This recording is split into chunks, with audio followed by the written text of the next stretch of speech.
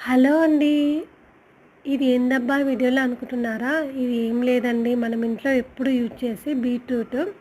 నేను బీట్రూట్‌ని కట్ చేస్తుంటే నాకు చిన్న చిన్న ముక్కల్లా కనిపించింది. ఏంది ఇలా వస్తుందని చెప్పి వాటర్‌లో పెట్టాను. ఒక 2 డేస్ ఇలా పెట్టాక చిన్న చిన్న ముక్కలు పెద్దగయ్యాయి చూడండి. ఇప్పుడు వీటిని తీసి భూమిలో పెడదామనుకున్నాను. కానీ ఇప్పుడే భూమిలో పెడితే అది గ్రోత్ వస్తదో రాదో అని చెప్పి నేను ఇలా చిన్న తొట్టి తీసుకొని కొంచెం మట్టిని ఇలా తవ్వుకొని ఇందులోకైతే ఇది పెట్టేసుకున్నాను. ఈ మొక్కలు బయటికి వచ్చేటట్లే పెట్టుకోవాలి. ఇలా పెట్టుకున్న తర్వాత కొంచెం ఒత్తినట్లు పెట్టి ఇప్పుడు దీనిపైన మట్టి వేసుకుంటున్నాను. మట్టి చూడండి చాలా అంటే చాలా బురద బురదగా ఉంది. ఎందుకంటే నిన్న వర్షం ఫుల్ పడింది.